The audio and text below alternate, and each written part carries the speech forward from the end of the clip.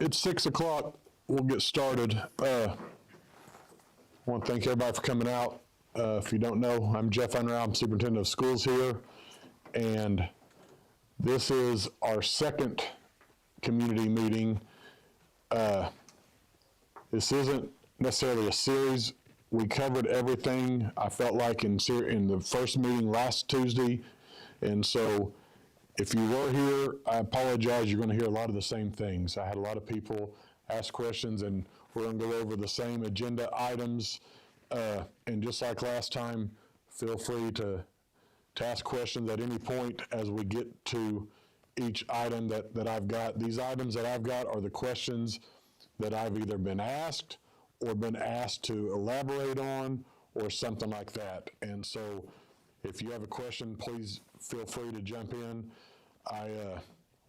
There's a lot of people that can answer the questions better than I, and so Whit is here with GH2, and so he's our architect, and so any questions there, Whit will be glad to jump in and be able to address that. We got Zach from Miller Tippins, our construction management team, and is able to offer some insight on that. Back in the back corner is Jordan Smith. He's with Stephen L. Smith, our bond advisor, and so he was out of town last week, but is able to make it here. Appreciate those guys being here to answer any of those questions. Got a lot of Andrew with the port. If you got any questions about TIF and port, Andrew Ralston is the Director of Economic Development. Did I get that right? With the port. Scott Devers with the City of Inola. And so we've also got Tracy Thomas there in the back. She's our elementary principal, and questions on day-to-day what goes on here, along with the elementary teacher, Ms. Flanagan, and special ed, Ms. Mitri. So anyway, Mr. G, right over here, has been walking with me hand in hand getting this stuff. So hopefully between those, we can answer the questions. And so, but again, just thanks for coming out, and please ask questions. The only objective tonight, and I've said I'm not here to persuade or sway, I'm here to give the facts that the best of my knowledge, and address questions and go from there. So questions aren't going to offend us, ask them, and the only way we don't win on this deal is if we have the miscommunication. And so I want to be able to get that out. It is a little bit tougher to get the word out. Appreciate Ms. Carey for helping me out. She puts it out without having a local paper. That has made it a little bit tougher, but we put it on our marquee sign that rotates in front of the high school when our video board's on, and Facebook, social media has been probably the most effective way to get it out there. Of course, it's on our website, but all that to say, if there's anything else, feel free to call me, email me, come by the office. Me or Mr. G should be able to be there.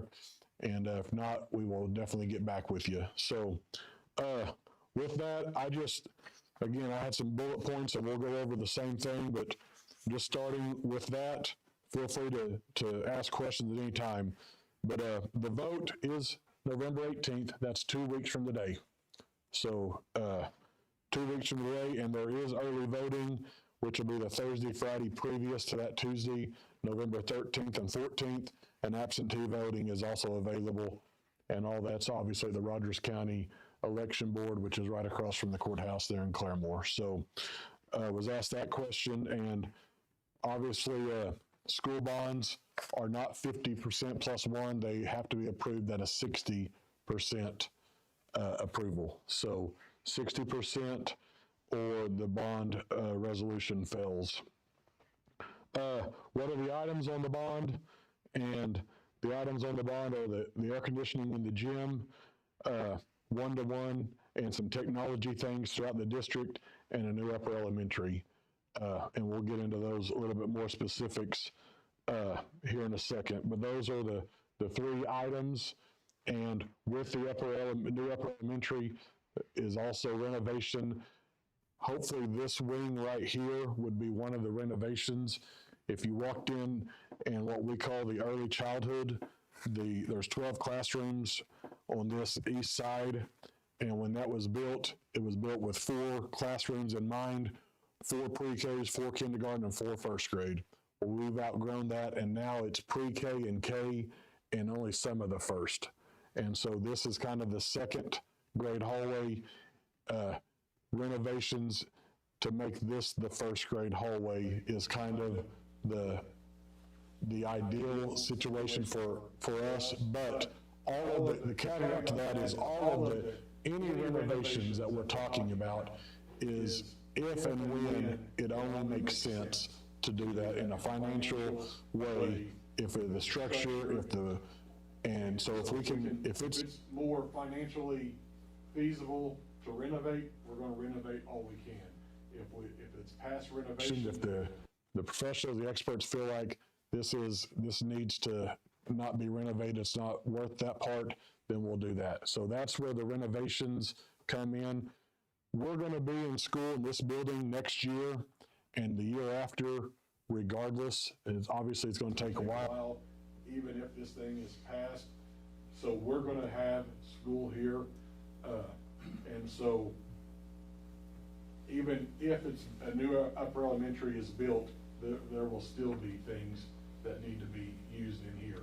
And until we had everything, that we didn't have to have any classrooms in here or facilities in here, that's why this is gonna be used. The cafeteria, which is right next door, the gymnasium is beside it. All of those things are probably gonna be here for a while. And so it is not in lieu of this building, it's in addition to, and the restoration part of that. And we'll get into that. I've been asked, what is the difference between this bond in 2 weeks and last year's bond? Very, very similar. The biggest thing is one of the items was the asphalt of the high school parking lot. If you've been over there, you notice that it had been resurfaced, or actually redone. There's a 3-inch asphalt that they did over the summer and did some more work over fall break. They will continue to put some more in. That is off the last year's bond, and the reason for that is we had a community member step up and donate some money for that specific purpose. The county came in and donated the equipment and the manpower. All we had to buy as a district was the material. And so with that money that she gave us, we bought the material to that part, and we still have some left over to do at the next window of opportunity. That part has been substituted with some technology items, whether it's the Chromebooks. Our Chromebooks that we have right now are the original ones, and so some of them are 8 to 10 years old. I'd like to get new Chromebooks, and then other technology items throughout, whether it's smart boards in classrooms, whether it's communication systems throughout the buildings and stuff like that. So technologies are replacing the asphalt. The AC in the gym is staying the same. Again, with the professionals, and I know we've already looked at some of these things, but with the AC would come probably insulation of the gym. It's I'm not sure if it's equipped right now, ready for air conditioning as is. And so there would be some part of that for the insulation as well as the installation. And then of course the upper elementary, which would include at least 20 classrooms, whether they're gen ed classrooms, special ed classrooms, OT, PT, ST, which is occupational therapy, physical therapy, speech therapy. Those classrooms, a second cafeteria, the cafeteria that we have right here, starts serving, I believe, about 10:30 and goes to about 1 o'clock. Is that right, Nicole or Tracy? Somewhere pretty close to that. And if we were able to build an upper elementary, the other thing is we would bring the 5th grade back over here. When this was transitioned, 5th grade was here. due to running out of space, they were moved over to the east campus, the secondary campus. That would afford the fifth graders to come back and be with the pre-K through fourth grade, as opposed to being with the sixth grade through seniors over there. And so if we're out of space with the cafeteria as is, then that's why the second cafeteria would go in to cut that serving time down. And a PE facility, and our PE teacher is right here. I think you're in the gym from bell to bell. And so if we're bringing another 125 kids over, or 100 whatever for PE, we would need a second facility. And I'll let Whit talk a little bit about that, but that PE facility would also serve as a tornado shelter for the safe room, for whatever the measures are. I've been asked a little bit, I'm gonna let Whit jump in a little bit about, I've had some people ask or question, if we're in such need for classrooms, why are we building a storm shelter? So I'm not opposed to storm shelters, but I would rather spend the money here, here, and here. So Whit, will you expand on that? Yeah, the state has voted on I don't know if it's an old law or fairly recent, that requires when a school is built, a new school is built, you have to provide a storm shelter. And the law requires if you build a storm shelter for 400 kids, you got to hold 400 kids in the storm shelter. What we've done is we've sized it that it would be a storm shelter sized for the new upper L, plus since this building does not have a storm shelter, it would have the capacity to hold this elementary, the population for this, the lower L. So when we start planning it in more detail, we're going to locate that gym somewhere as close as we can to this building, so that if a situation occurred, it'd be an easy transition to get the kids where they need to be safe. We choose for a lot of our projects, in fact, most of the school projects, that the gym is one of the best suited spaces for a storm shelter. You get the most, so to speak, bang for the buck. It has to meet certain requirements in building code, and depending on the type of space, if this library was hardened walls and a concrete lid, we'd only get a count about 50% of the floor area.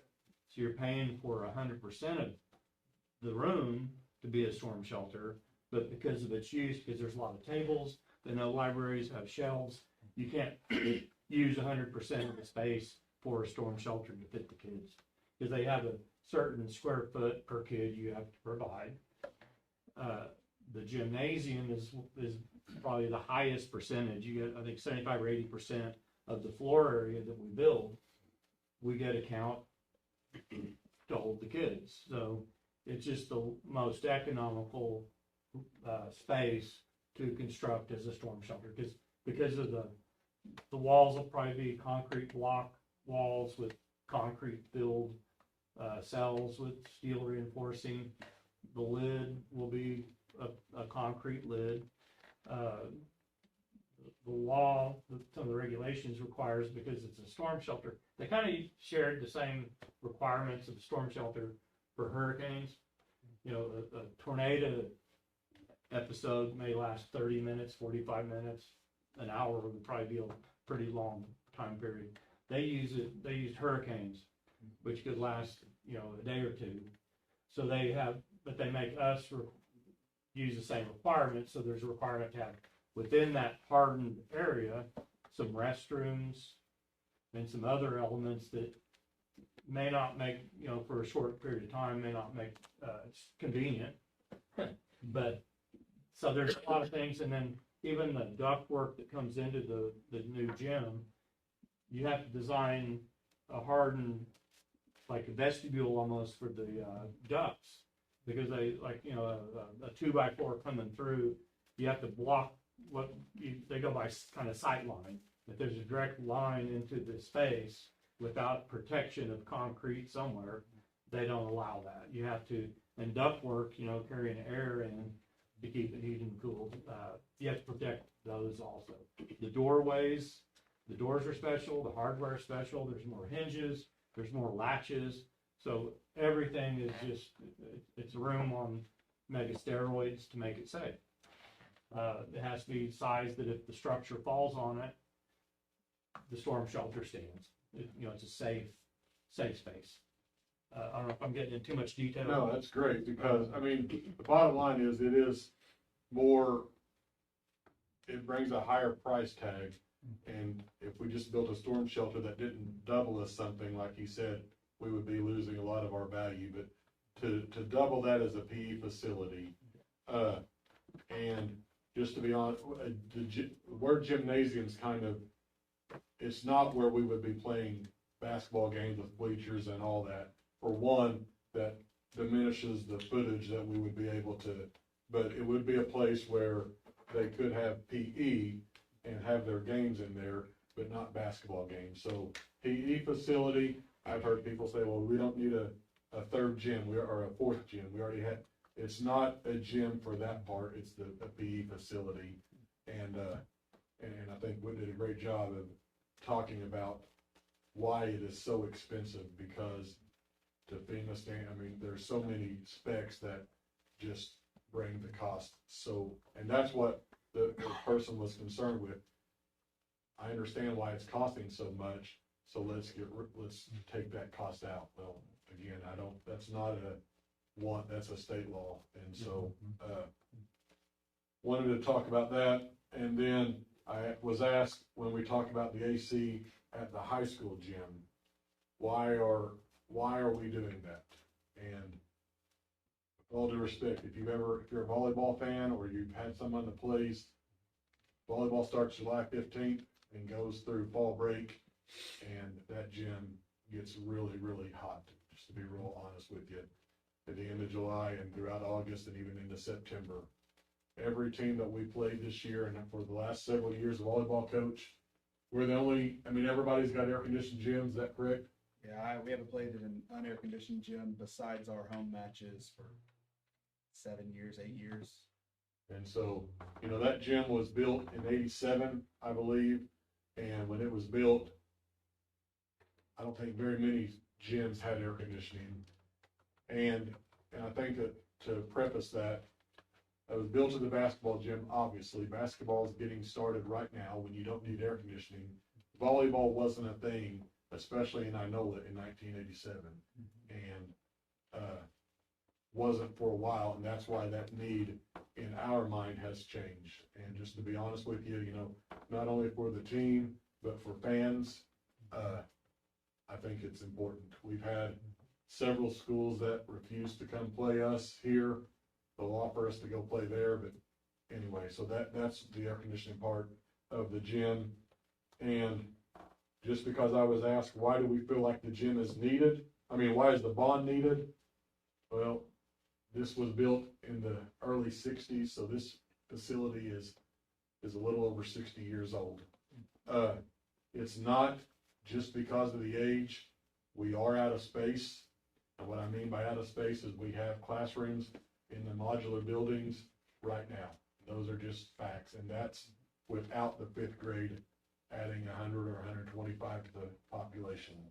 Why don't you leave them there? We could, but Matt, if that's the case, both facilities are packed.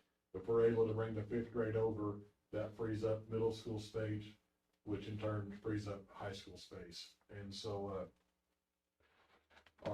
one of our maintenance guy was up on the roof the other day, and there's 14 units on this roof, and 12 of them were installed up there 1993 or earlier.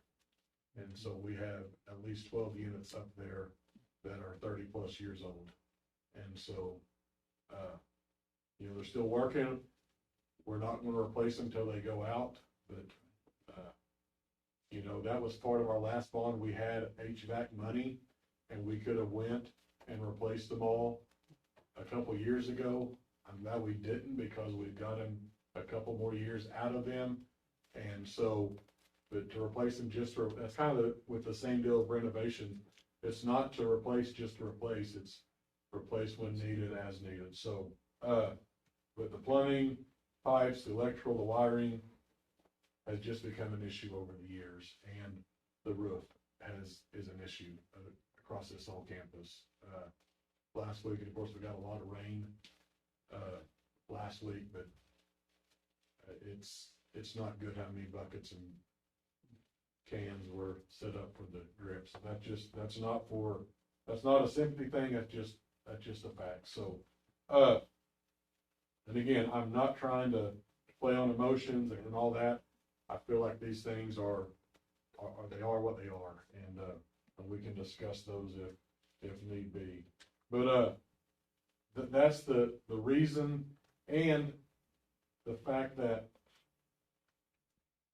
there is and I can let Scott and Andrew talk to this, there is a very, very, in my opinion, high percentage chance that our student ADM and our student growth is going to increase, okay?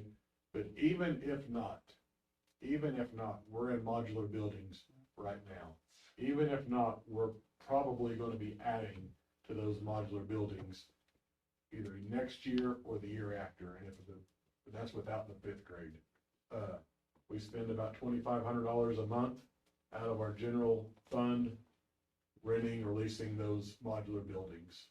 And so, it's, those are costs that add up over time. But like I said, the 20 classrooms, I went over that. Cafeteria, kitchen, an age-specific media center. We would love for this media center to be the pre-K, kindergarten, and 1st grade, for the specific reading levels and content, and with the new upper elementary, build an age-specific media center for 2nd through 5th grade that has more of the reading levels for those guys. If and when money, and then talk about renovations and the maintenance needs for when units do go down. If and when there's money available at the end of this, because we feel like we're hoping to get more than 20 classrooms, additional classrooms is the first thing that would be added onto this. And then a second thing would be an age-specific playground, where this playground here, again, would be for the littles, and a new one would be for the older elementary kids. With that, I'm going to transition a little bit into, when we talk about additional funds, there has been, and Jordan talked about this. Jordan, if you'll talk a little bit about, there's some confusion or question about the 70% rule and why we only accounted for 70% and what we're going to do with the other 30%. Sure. So a couple of things. The documents, you may have seen them published in the newspaper. You may have seen them on the school website. Those documents have to track Oklahoma statutes.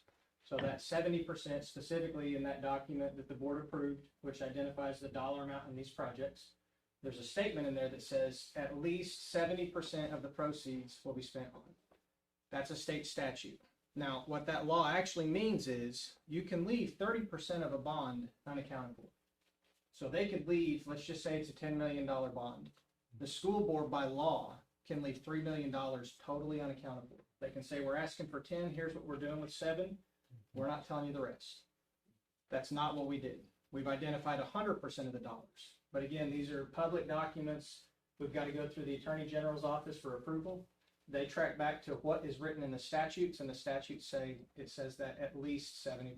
But again, we're asking for 59 million. We've identified 59 million. So that's one thing. The second thing that comes up, well, two things. One thing is, why is the paragraph, when we sit down to vote, why is that so lengthy? Why is it so mumbo jumbo? No offense to our lawyers. That paragraph was also written by lawyers. So it goes back to the Oklahoma Constitution. The language on that paragraph is the specific language from the Oklahoma Constitution. I actually asked the Attorney General years ago, hey, can I just write high school building? He said, absolutely not. Can you show me in the Constitution where it says high school building? No, sir. Okay, follow the statutes. So that's why that paragraph is a little bit mumbo jumbo, but it is part of a 4-page document which identifies the elementary projects, just as Mr. Unround identified. So a little bit of gee whiz on that. Last thing, there's a statute that says when you sell bonds, you cannot go higher than 10%. You cannot exceed 10%. So I think it's the very last sentence on that. It says not to exceed 10%. That does not mean we're selling these at 10%. These are sold in a sealed competitive bid. Low penny wins, period. You can have a bank that just donated $100 million. If they miss that bid by one single penny, the school board does not have the discretion to choose that bid. So low penny wins, period. No questions at all. Right now, bond interest rates are around 3.5%. But again, statute says not to exceed 10. That's why we have it written into the documents a little bit. So, did I miss anything on the And if 70%? it's 3.5, you said 3.5 right now, Right.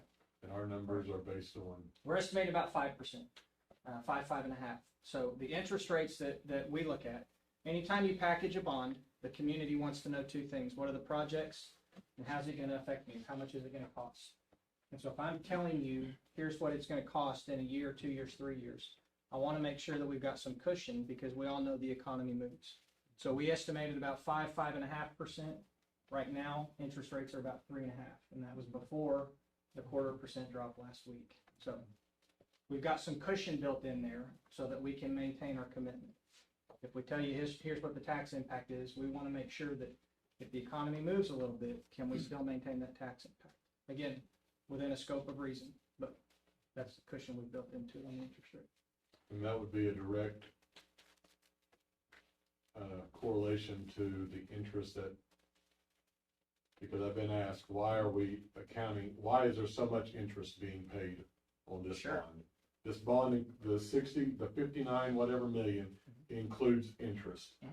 And that So, interest, yeah. you'll expand on. So what we're doing is what we call a series bond, where you're going to vote for the entire dollar amount, but we're going to break those up over the next 15 to 18 years. So we're not going to go out and sell all 59 million at one time. We'd exceed capacity, your taxes would go sky high. So we're going to break this up into pieces. And every year, as one bond pays off, then we're going to sell the next piece. When piece 2 pays off, then we'll sell piece 3. When phase 3 sells off, we sell, phase 4. Now, the question begs, well, wait a minute. If we're not getting some of this money, we're sitting here in 2025, almost 2026, but you're telling me we're not going to get some of this until 2029, 30, 31. How are we going to finish all of the projects up front? So what we do, just like we do with our homes, with our cars, just like county finance on a lot of projects, we basically sit down and say, hey, will you give us a construction loan? The patrons have approved all of these bonds. We just have a timing problem. Will you give us a loan up front, a construction loan? We'll go out and build the entire project today. And then over time, as we can sell those bonds, we'll pay back that construction loan. And that's what series bonds are. About 85% of the schools in Oklahoma are using this structure simply because the cost necessitates it. The reason I use a car loan analogy or a home loan, not very many of us can pay cash for a car or for a home. But we've got a paycheck that comes in every month. We can take some of that money out of our paycheck and make a payment on it. So we do the same thing. We sit down with the bank and say, look, here's the house I want to buy. Here's my paycheck. I've got the money coming. I just have a timing problem. Will you give me the money today? And then every month when I get my paycheck, I'll pay you back. The bank looks at our credit. They look at our job history. I'll give you the money up front. And then every month when you get your paycheck, you pay me back. The only difference is with bonds, we're doing it annually. Now, when you take out that loan over a 15 to 18 year period, just like on our homes, there's a lot of interest. Again, we've estimated a pretty wide cushion for that interest cost. What I don't want to do is the bond gets passed and we got really aggressive and said, hey, rates are 3.5 today and they're going to drop. How about 3.40? Rates move the opposite direction. Now it costs us more. So what happens to that money? If we get the bond election passed, now it's time to go borrow the money. The board, and it's a board-driven decision, has two choices. And can I use a whiteboard? I'm visual. I You're going apologize. full teacher mode. Is there where's the Sharpie? Not a permanent. I don't want to mess this one up. I'll just use my paper. I think everyone can hopefully see this. The analogy that I use is we have a pie, and we have a slice of that pie allocated for that interest component, right? And that slice of pie based on a 5.5% interest rate. Now, we get through the election, we get down to borrowing the money, rates are only at 4.50. That's where they were last time I bid a project about 3 weeks ago. What that means is we don't need as much pie for interest. Now you got two choices. This little bit of savings, you can just leave it off the table. We don't need that money. We're not going to borrow that extra money. Or you can put that savings into the rest of the project, and you can go out and do a couple of additional things if the board chooses. That's the way the statutes are written. It's a board-driven decision. Number one thing is we need that cushion so that if things go against us between the day of the election and the day we actually borrow the money, do we have enough money to pay back these projects? So that's why we build in some cushion. It may have been too long, I apologize. No, last thing I'd like is, was questioned, or I was asked about, and we talked specifically about Chromebooks. We have about, starting in 3rd grade, our kids are exposed to Chromebooks throughout the day. They don't take them home. I don't believe they take them home 3rd or 4th grade. Starting in 5th grade, it's theirs throughout the school year. But they're aged, and if you look at a Chromebook and the lifespan, I don't know, if it's 5 years, I mean, that's what we're gunning for, is a 3rd grader gets a brand new one in 3rd grade, and they use that through their middle school career, and then at the middle school, that Chromebook has seen its time, and now when the student comes back as a freshman, we could issue them a brand new one, and that would serve throughout their high school career, and then it would be phased out. So if we're talking about a 5-year lifespan of a Chromebook, but a series bond that's going to extend far more than 5 years. The question was, why are we spending 15 or 18 years to pay off a Chromebook? Right. So if you'll expand on that point. So again, just like on our homes, just like on our cars, a lot of times we have cash down payment. This bond is going to work the same way. The election passes, the first thing we're going to do is go out and sell about 2.2 million. So the district will actually have 2.2 million in cash roughly 4 months from the election date. They're going to have another 2.2 million about 12 months after that. So between now and March of 27, you've got about $4 million in cash. Now, not my decision. 9 times out of 10, and I think based on the conversation, I can speculate what the board would do. They're going to use that to pay cash for these Chromebooks for some of these upfront smaller costs. Additionally, when we get to that construction loan piece, we're going to squeeze that as much as we possibly can. Now, I've budgeted to put you in the driver's seat. I've budgeted borrowing all of it basically from day one. That's the most expensive way to do it. Now, why would you do it that way? Because when your architect team and your construction management team comes and says, hey, prices are really good, we can get this thing off the ground in 6 months, we can really move. I don't want to be the guy saying, hold on, we didn't budget that way. We don't have enough money to do that. Now, as the board, and as you work through it, as we can break this up into pieces, squeeze the penny a little bit more, only borrow what we need, we'll do that. But specifically to the Chromebooks, I would speculate you're going to use that cash up front to pay for things like that. If we get a little bit of savings on the interest rate, that's one example where, hey, we saved $1 million, which means you've got about $100,000 a year. At 5 years out, you've got $100,000 to go out and replace some of those Chromebooks. So those are kind of some examples of how we can capture those savings, but specifically on the Chromebooks, I think you're probably going to pay cash out of that upfront cash money. And then if we can generate some additional savings, that's going to help you. Again, not to speak on behalf of the board, but it's going to help you to offset some of those things in the future. I've had districts that said, you know what, we're going to split it down the middle. We saved $2 million. We want to use about $1 million for additional projects, and we're just going to not borrow that extra $1 million. And literally, it's like it doesn't happen. You went and got approved at the bank, but you never borrowed the money. I've seen both ways. So I'll keep my answers shorter going forward. I apologize. Question for Jordan at this point. I do have one. It's about property insurance, property tax rate. Okay. So with the 10, it was 13 in the beginning when you first proposed it, and then it went down to 10. Yep. Was that incorporating when Soffadale comes online, or supposed to come online? So a lot of that, well, a lot of specifically from the 13% down to the 10% tax impact. That's just, honestly, that's just me being a little more conservative. But where you guys can, is that what was implemented to make it get down to the 10? What we did, yeah. Yeah, so specifically with Soffadale, they're coming on the books. You're going to gain an additional partner financially, and that partner is going to pay taxes. Now, originally, and we got the number, We didn't come up with it. We got it from outside sources. They said, this is the number that's gonna come on the books next year. And I just said, I'm nervous. Let's pretend like we're not getting that full number. And if we don't get the full number, what's the tax impact? 13%.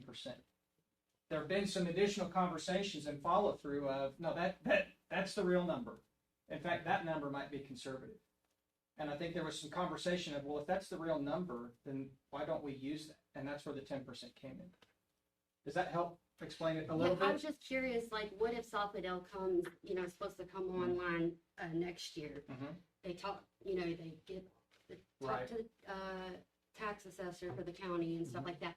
And then it comes back, Soffit feels like there's a discrepancy, so they're not coming online Yeah. until this is all, you know what I'm saying? So what happens? Does that 10% still stay that? Or does it like? So some of Will that, yeah, will some of the that we can 10% adjust. with the, So some of that we can adjust, and there are others I think that can probably speak more specifically to that. It's my understanding that that number from Soffit is from several years ago. Mhm. They just have some tax incentives that are expiring. Mhm. So it's not necessarily a debate about what the value is. It's simply a matter of that portion of the tax incentive has expired. So now it's coming. That's the way I understand the situation. Andrew, with you Soffit. wanna? Yeah, so Soffit is on a stacked tax incentive situation. So they have a local incentive that's 5 years from the time that they are complete, which was 2020, October of 2020, that facility was complete. That was a 5-year TID, tax incentive district, that was stacked on top of the state's ad valorem exemption. The state's ad valorem exemption, which is years 6 through 10, which 2026 is year 6.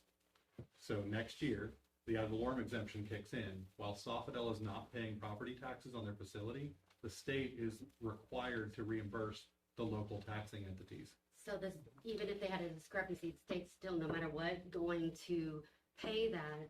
And then if they have the Yeah. discrepancy, they're just gonna have to fight it out themselves. It's not a, It's not gonna mess with us. correct. Discrepancy is not 0 or 100.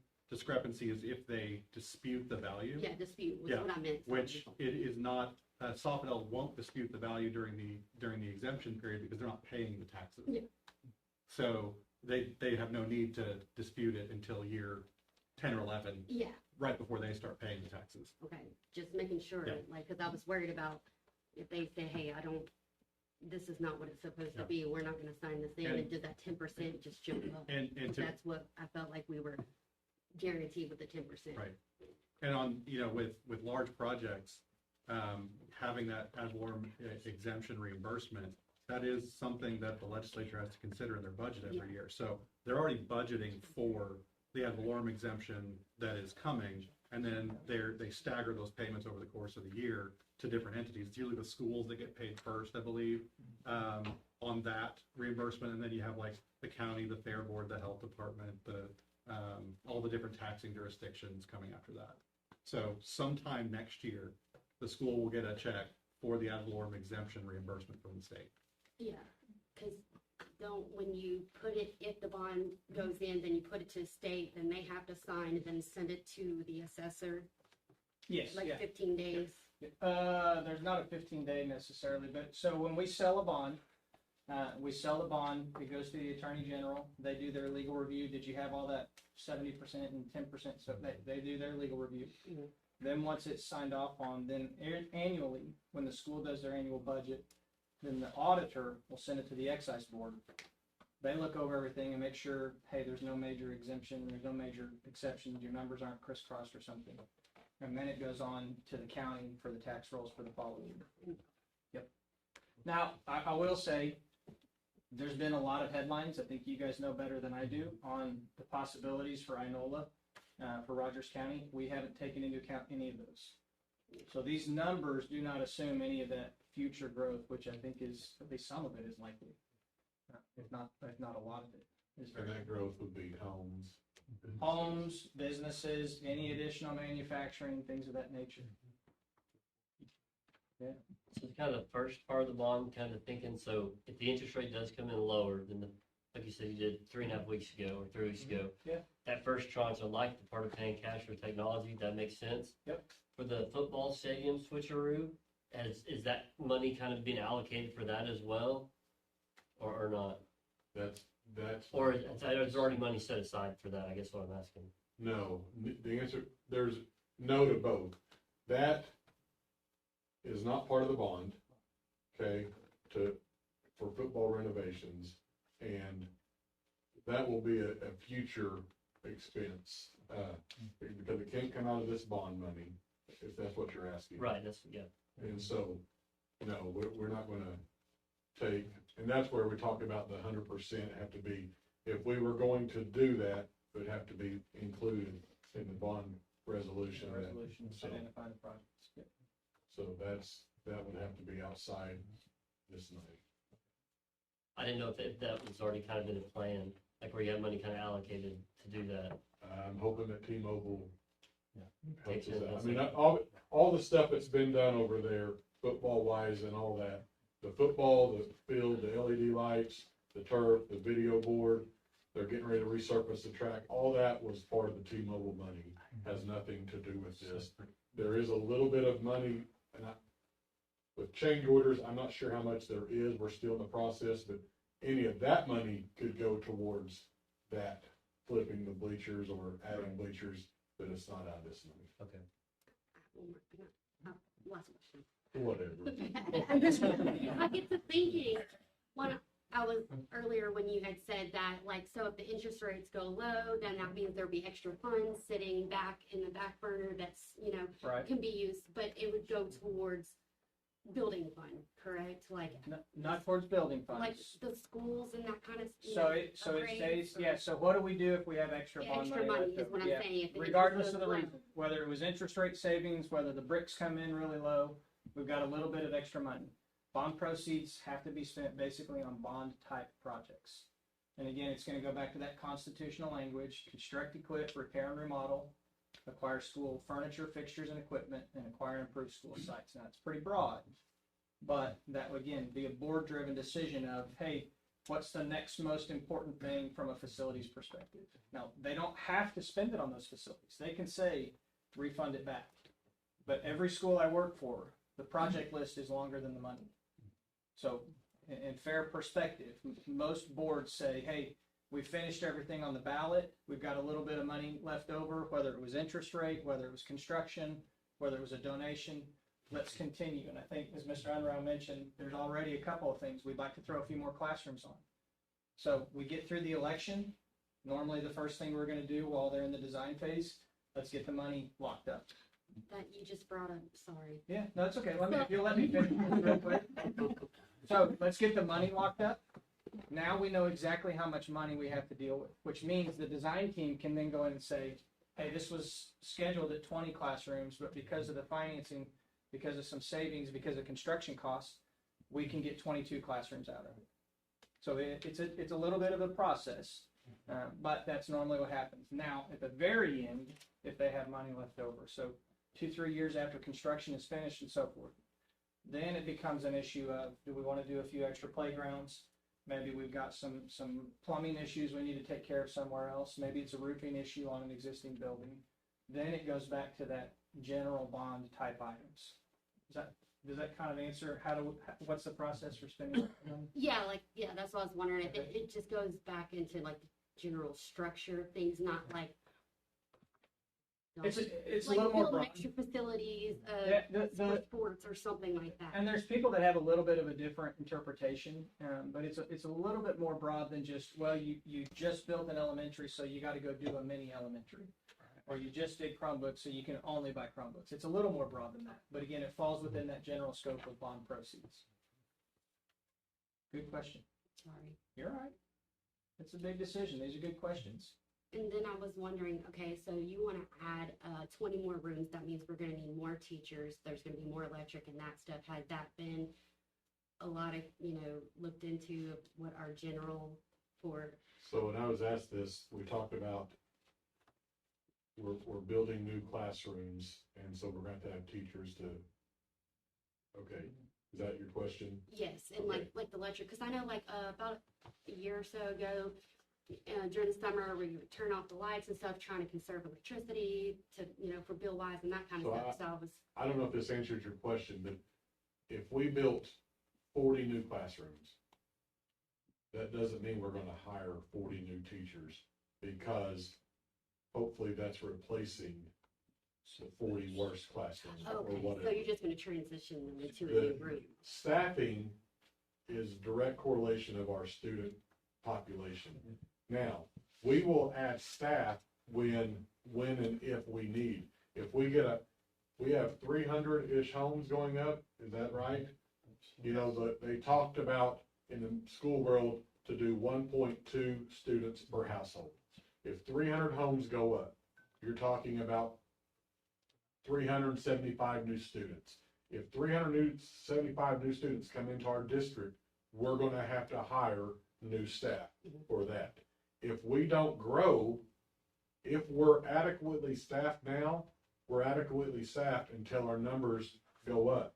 If our numbers go down, staffing should go down. If our numbers go up, student numbers, ADM, go up, staffing should go up. So if that answers your question, Yeah, it's not like we're gonna be bringing on, no, we have you're just classrooms for- transition kids to the new rooms and the old rooms will be just the old rooms. It's not you're adding teachers or something. That's my question. adding teachers based on population of the student.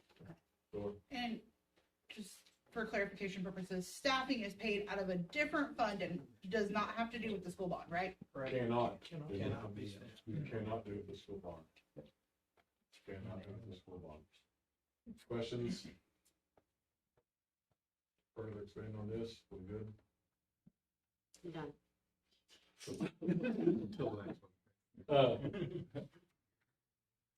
With Jordan up here, we'll talk a little bit, our millage rate, for those who have heard that term over and over.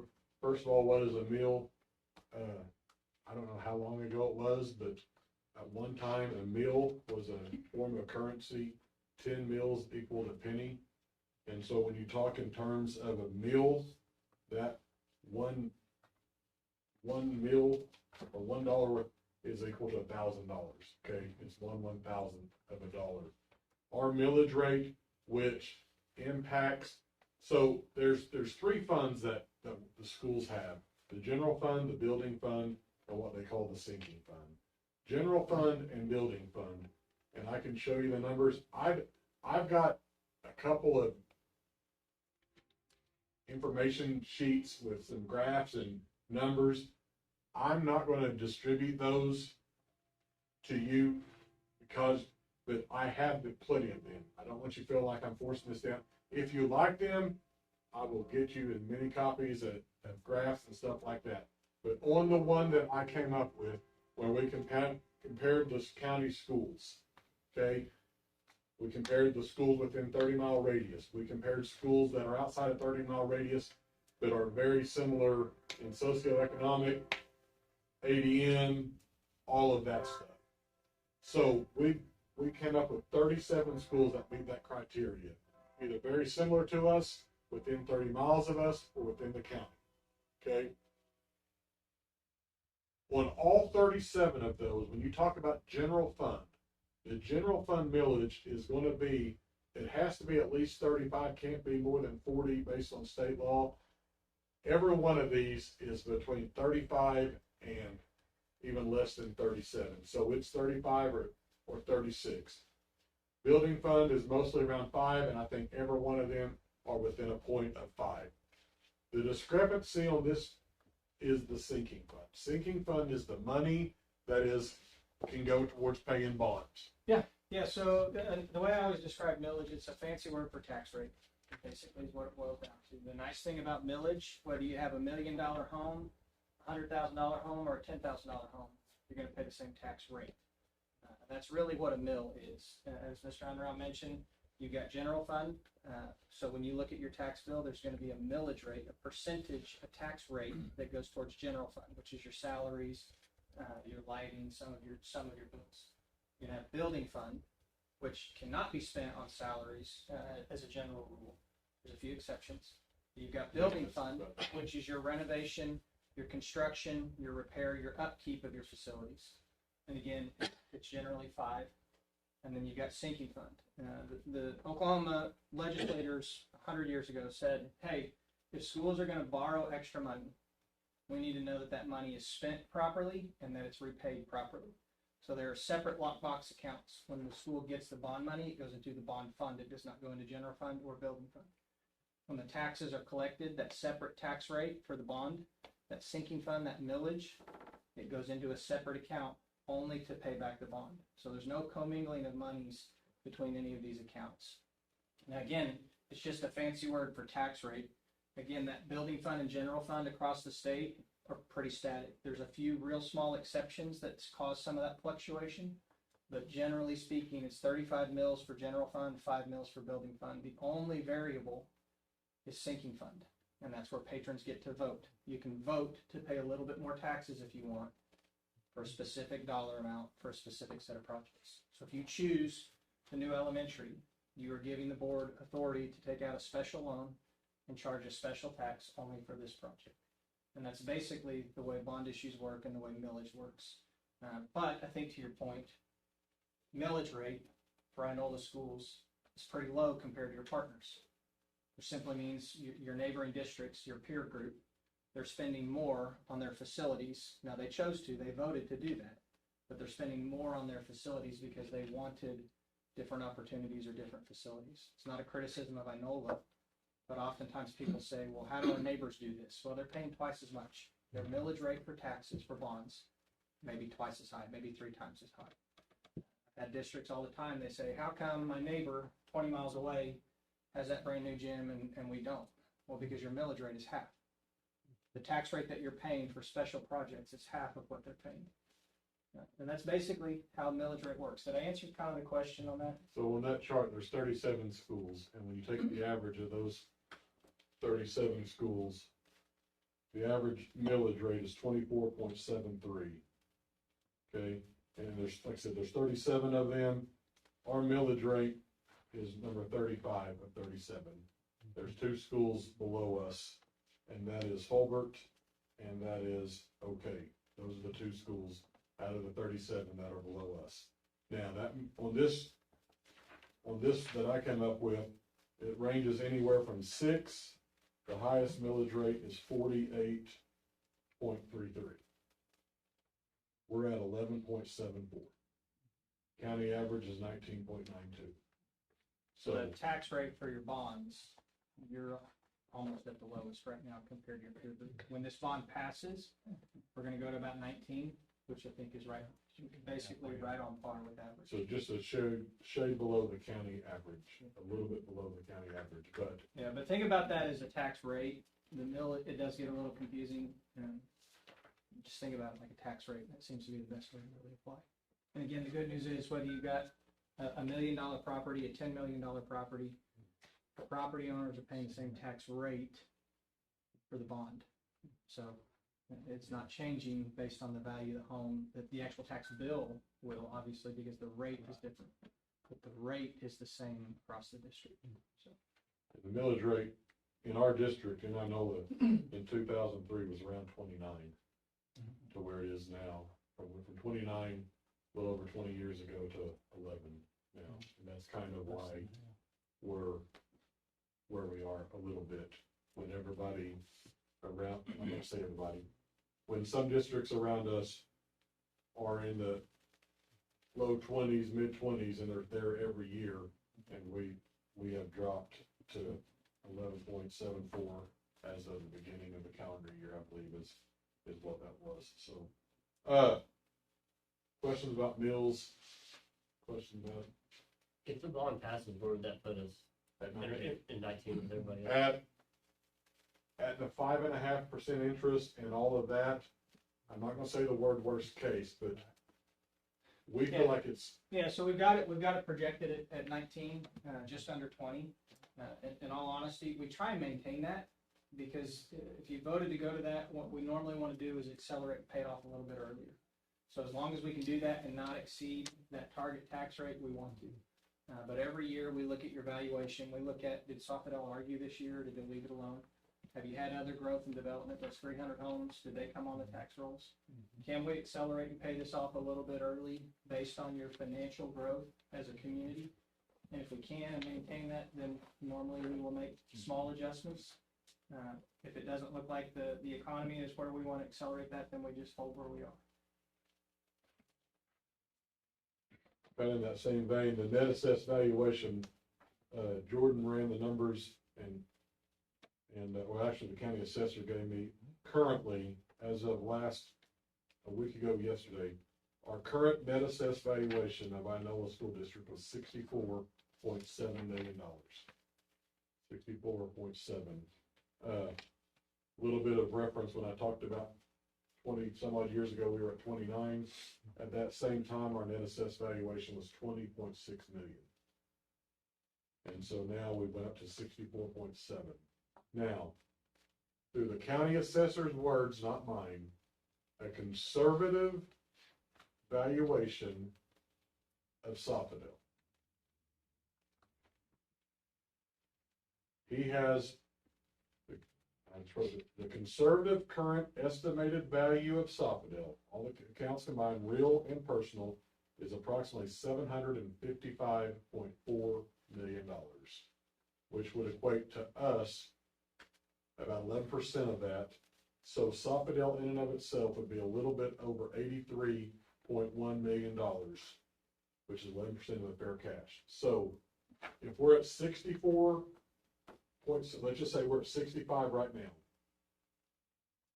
We normally go up about 2 to 3 million a year. But instead of going up 2 or 3 million to 67 next year, when Sofadel comes on the book, Sofadel in and of itself is valued at over 83 million. We would go from 64 to 145 or 150.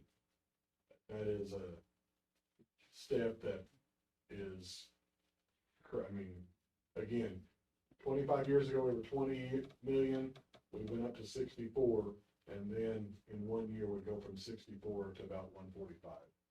That's why it is, that's the value of Sofadel to the district. Now, people talk about Sofadel money, build the school with Sofadel money. Understand that school money from Sofadel is not going to change very much at all. And you guys, if you were here last year or last week, you probably get tired of the bucket analogy. But if our bucket is how much money we're going to get in state aid, Oklahoma has a very, matter of fact, ranked number 1 as far as an equitable formula for schools. In the general, and it's pretty good in building fund, it's getting better because of the Red Bud. Those two formulas are pretty equitable. The sinking fund, what's not, because like Jordan said, you vote on it as a community. That's why the discrepancy is from 6 to 48. But if we get a bucket of money, okay, that bucket is filled up locally first, and whatever is not generated local and local ad valorem, property tax, stuff like that, then the state caps off that bucket. Okay. Now, if this bucket is this tall, and we're right here now, Sofadel will increase the local considerably, but it is not going to get us to the top of that bucket. So with all due respect, from the school standpoint, it doesn't impact us very much at all, because our bucket's going to be filled no matter what. It's like when you're growing up and you want money from mom and dad, you go get this from mom, and dad says, well, how much did mom give you? I'm gonna give you 20 total. It don't matter if mom gives you 5 and dad gives you 15 or vice versa, you get 20 bucks. So that doesn't impact the bucket much. Okay? What it does impact is someone else, like Andrew talked about, paying into this, and the effect on the school outside the bucket is minimal. Now, the big thing is like prior, once you get to that top of the bucket and it's overflowing, as a district, we keep the bucket and all the overflow. Google, in and of itself, makes prior bucket overflows. Okay?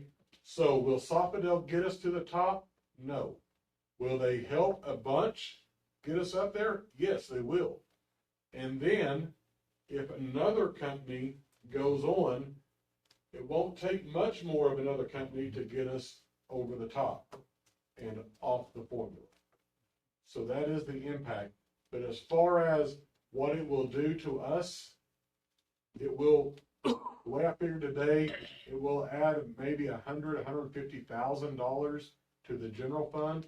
But like Jordan said, obviously 150,000 not gonna build you much, and you can't even. Yeah, the general fund is restricted against construction. Right.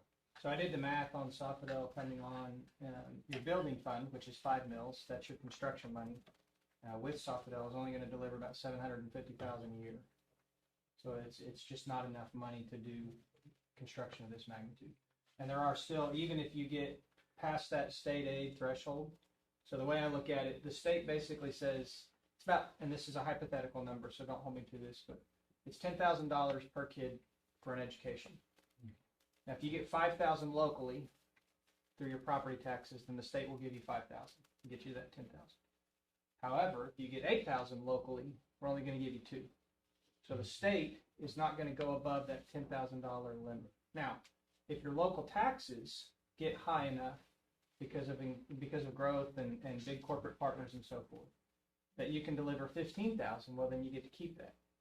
But even under that scenario, there are still restrictions where that extra money cannot always be spent on construction. There's some flexibility, but there are still restrictions that even if you have extra local money coming in, it cannot be spent towards construction. And I think what Mr. Unruh is saying is, with Sofidel coming on, we're still not going to get above that state threshold. Basically, the state's just not going to send as much because you're getting more locally. That's the way the Oklahoma formula works.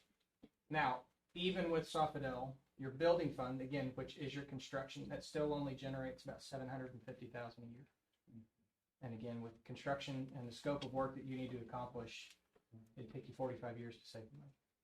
And that's Which means the only other way to do it is to put it out for a bond vote. in the building, just like the rest, it's offset by the state.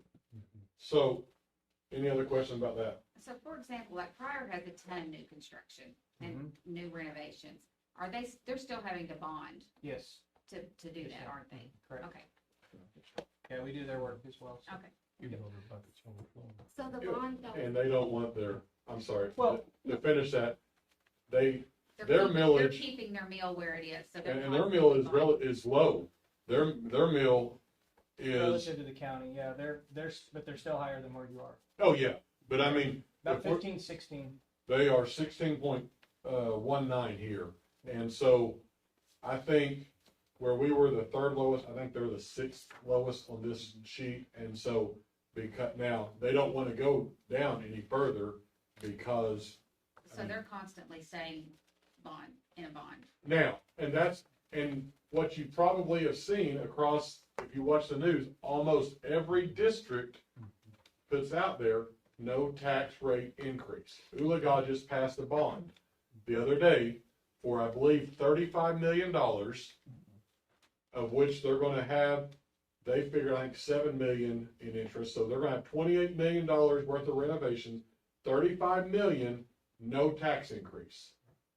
So I was asked, why don't you do what they did and pass a no tax increase? Well, because their millage is much more, lots of reasons, and I think you guys all know that, but that is the difference of no tax increase. It's where they want it to be or where they're comfortable, and their goal is to keep it there. And they're at the end of an old project. So Wasso just passed a $140 million at no tax and they're gonna just every year or whatever that comes off, another one goes on, no tax increase. I interrupted somebody who.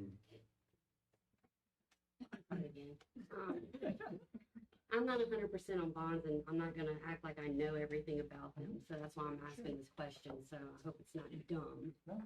But, so, back in 2023, they passed a bond here, and it was a no-tax bond, right? And where does that money come from if we're not paying it? Yeah, so you are paying on that bond. That's why you're at 11 mil right now. That's why your tax rate specifically for bonds So that's where the is at tax, 11. the mills being a tax rate? Right. The way I explain these no tax increase, if you bought gas yesterday and it was $3.25 a gallon, and you buy gas today and it's $3.25 a gallon, how much did it go up? It didn't go up at all. Now you still bought new gas, but it didn't go up in price. And I think that's kind of the analogy of those bonds. Old bonds have paid off, and it was $3.25 a gallon. The bonds are coming on. Maybe a better analogy is your car loan payment. If you bought a car in 1965 and your payment was $100 a month, and you bought a car today, if you're only paying $100 a month, you're not going to be able to get very much car.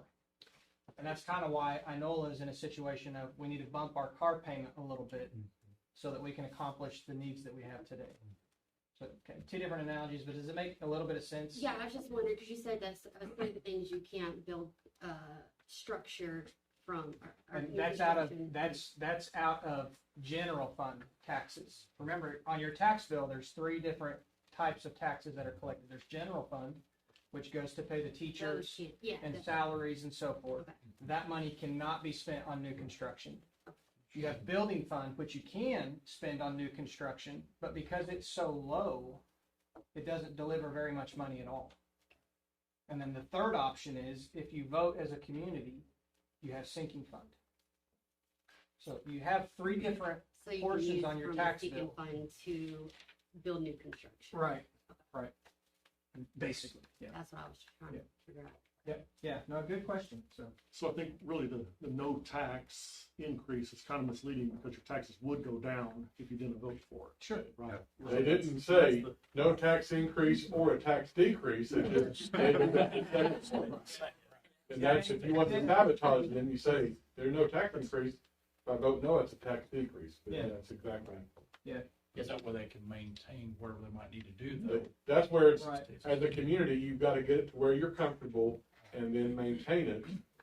And because if you don't, you're either gonna ask for an increase or it's gonna decrease. And so that's exactly right, because there is an or statement in there that no one ever Yeah. puts in there. Well, and part of the challenge too, as we've seen tonight, there's so much detail that goes into a bond.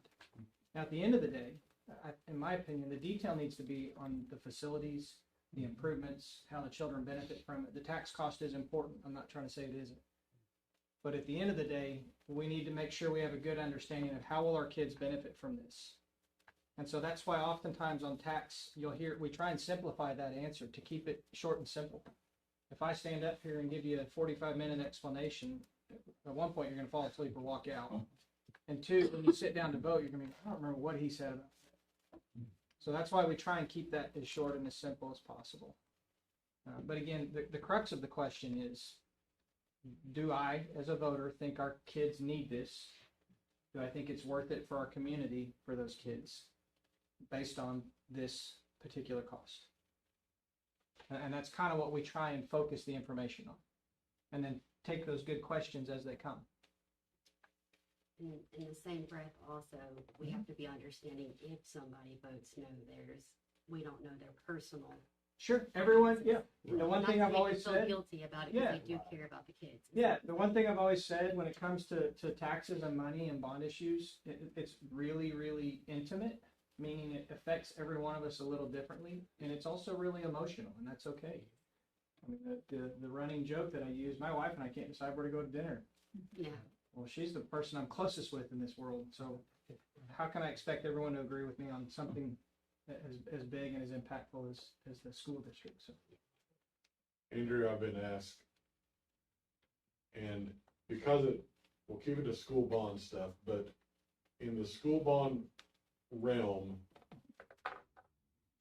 what would the tax rate look like for Sofadel? I mean, why? Because people are saying, why is there a tax rate on us when Sofadel's coming on? And I guess the short answer is it does impact Sofadel, but anyway. Yeah, so they'll just pay a larger percentage of the taxes They- that are coming being, Sofdale. okay. Yeah, so you talked about the going from the capacity of 60 something to 150 something. That difference is the percentage that they are paying of the total bond because they're on the tax rolls. Yeah. So they become your joint venture partner in this tax bond. Yeah, and that's why the And interest pay is that lower. much, pay that much percentage of it. So bond issues are paid back by the property owners. Some people don't like that. It's the system we have in Oklahoma. It's just the way it is. So the property owners, whether they're corporate or personal, are the ones that pay back that tax for those improvements. Now, again, the analogy that I use, when Bill Gates is your uncle, Christmas is awesome.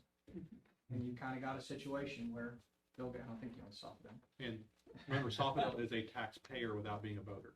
Right. So it You is, got that's the an benefit. opportunity with a rich uncle, if you will, to help you accomplish some of these projects. Yes, Ted, ma'am. do you have a question? So, Oh, I just.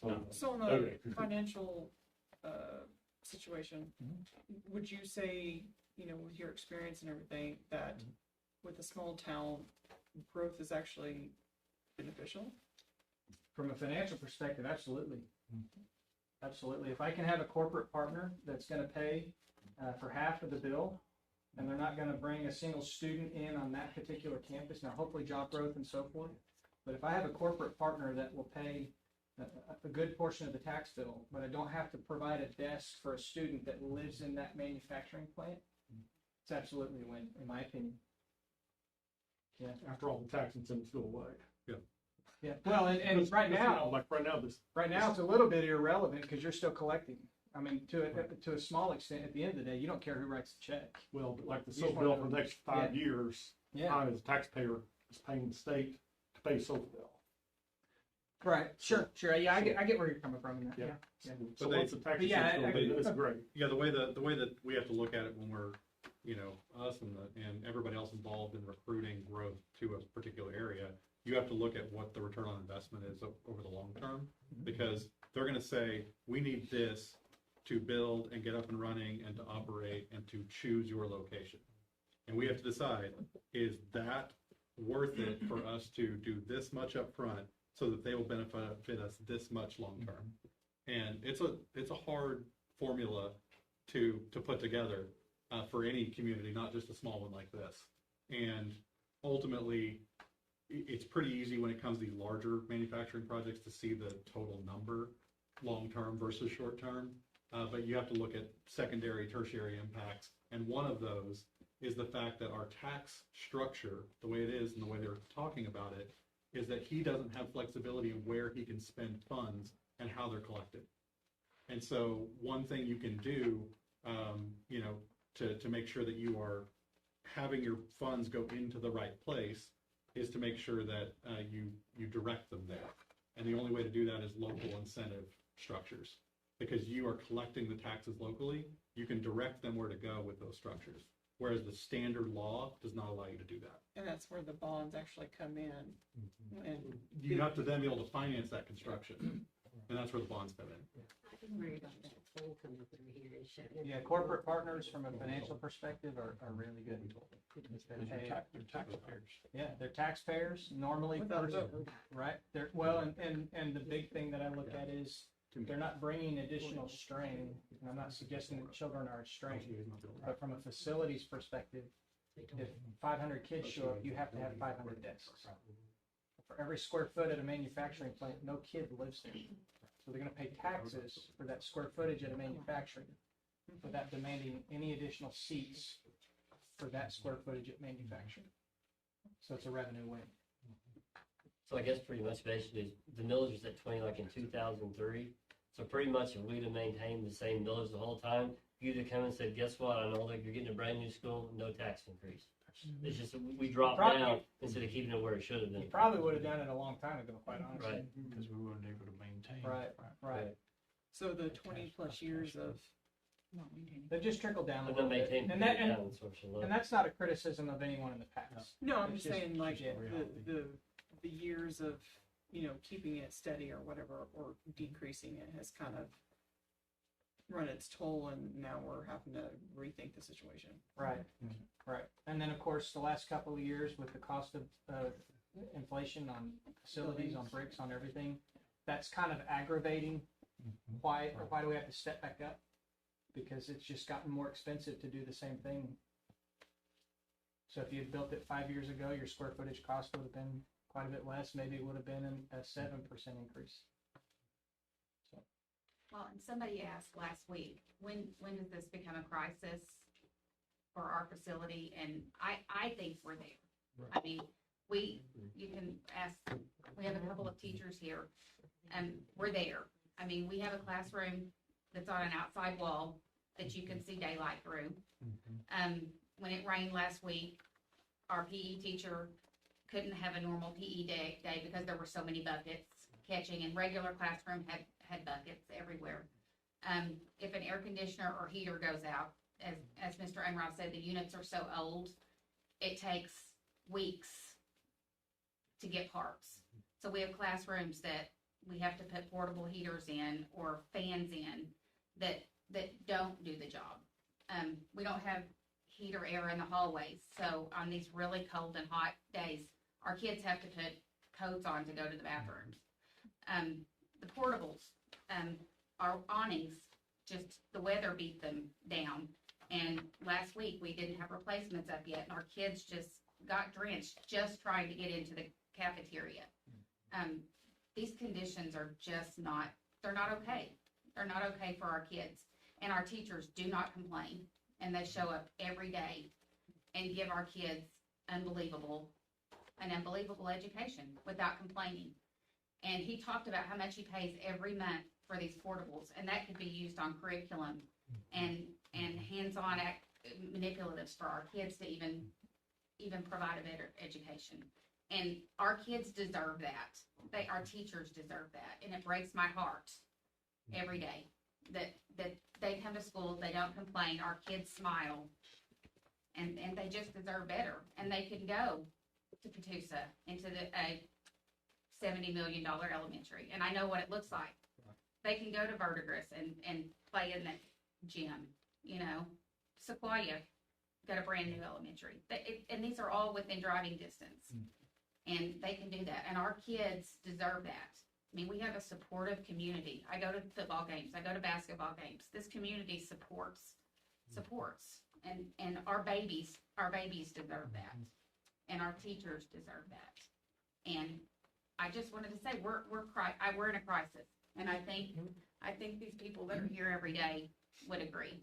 So with that being said, will that be like top priority is getting an inspector to come in here immediately if the bonds pass, see if this is structurally sound or what needs to be removed? You know, would that be first on the agenda to get, since it's such a crisis right now? So I'm gonna answer that, or I'm gonna ask for Zach and Whit to talk to not only that, but the other question that I get asked more than anything, if one of you, maybe Zach, would explain or talk about the bidding process. There are people that are frustrated with me because I can't tell them to the penny what cost is today on something that we may build whenever. So if you can talk to those, as far as maybe not necessarily a timeline, but what did you do as far as need, and then the bidding process, if you will jump in and kind of put those dots together. Yeah, to answer the first question. For the inspection to start? Yeah, so our teams have already started that evaluation, and that's why Jeff alluded to 2 wings. Okay. You know, early assessment, the further west you go in this building, the more scab together it is, the older the facilities are, the worse the mechanical, electrical, plumbing infrastructure gets, the more roof leaks you have. You mentioned the gym having so many leaks. So if you look at just from how you want to invest your money in a facility, you don't want to invest in something that's not going to last another 10 years, 15 years. First assessment, these are CMU, structural, really well built buildings that are laid out really well for the intended use too. So it's a pretty light lift. A lot of it's cosmetics, and big bulk of it's going to be, you know, HVAC units, lighting upgrades, maybe some acoustical treatments, new flooring, new paint. Really easy to do in this corridor and improve a front entrance. But further west you go, we're not so rosy about it. So. And you can't put a bid in until you get a full complete. Yeah, our teams will work together for the next 12 months, really, establishing full scope. With team at GH2, we'll go through multiple design iterations. We may have 20 different scenarios that our teams work together with the school district and budget all these different scenarios on, maybe we get into this and find something catastrophic on the roof, 20 feet that way, and we need to cut it off the renovations here at grid line B. So we try to get in and identify all that very early on. So are you guys gonna do a fast bidding, or are you gonna do a long, like, What we'll to do, cut the shorting down for? there may be some items that we can early bid, or some of it has to do with when the money becomes available for you to spend. Like Tulsa Public Schools, they piecemeal the projects out over the life of the bond because they don't have all the money all at once. And so they delay some of the projects, first year projects, second year projects, third year projects. But that first part, we work with you guys in the school and us to evaluate priorities of this existing building. Since the renovations of this is identified in the bond language, that'll be part of what we are doing. The new part, the new build, there's no evaluation to be done. But what we're able to I'm do. just worried about the kids, like she's saying, like, timeline on that. If this bond passes, I know you want to do the gym by next school year, which is easier to do this summer or whatever. But I'm talking after that, like, are we gonna jump on it to make sure these roofs aren't leaking and all that, until the new school comes, Part of how we, Because I know you can either have a short bid or a long bid, and I was just wondering what you guys were. it'll take us a full 10, 12 months to come up with a full design package to allow the bidding to occur. What's in that design package, though, just like I said earlier, what if the brick prices are, in 12 months, we get a great deal on it? What we will do is identify as the base bid package, pretty much everything that's minimally required to meet the state law, the way the bond language is.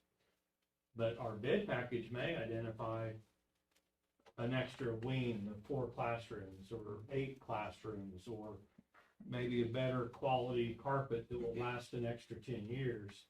The base bid will be the minimum. But then when the trades submit their bids, they will also identify, it provides kind of a shopping list. If we wanted 4 extra classrooms or 8 extra classrooms, better ceiling tile or whatever it might be, they provide in the competitive market what that cost would be. So if, let's say, the brick prices, steel prices, all the materials and labor are in our favor at the time in 12 months from now, because we can't predict, we can estimate based on the past, then we will have that base number of, okay, to fulfill the requirements of the bond, this is what the bid number is, and that's the construction cost.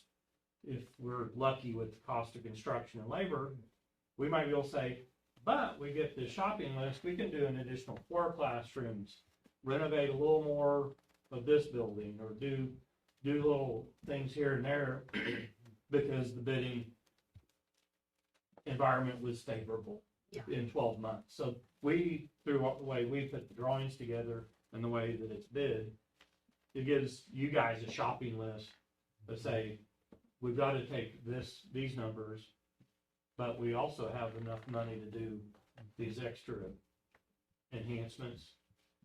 It's all open book. It's all, if you want to see something, it's available. Yeah, I'm That's sure how you it have to works. do a submittal. The drawings and the specifications, we come together. But what we'll be doing is looking at, picking materials that are low maintenance and durable and long lasting, those parts of this building. We know it's got to last 50 years. Yeah, I know. Or more. And I get what she's saying. That's why I was just, my main concern is time crunch. I know the middle school or the upper is going to be a hot minute. That's a bigger project. Yeah. Like I said, like the leaking and all that stuff. Like, I think the short answer, I want to speak out of turn, but yes. Cause you know what I'm talking Things about, when that- you put your, Things are appropriate that you can address immediately.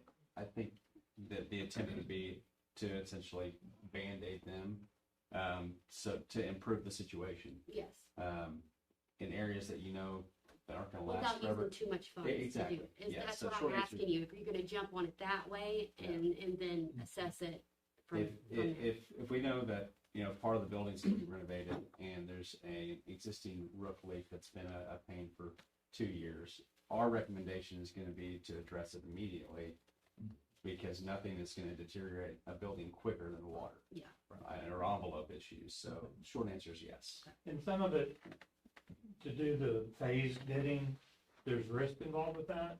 Because if we do a little bit now and then a little bit more and a little bit more. That's why I was wondering, I didn't know then- if you were gonna do a short bid and like Well- on certain things, or if you were gonna just do.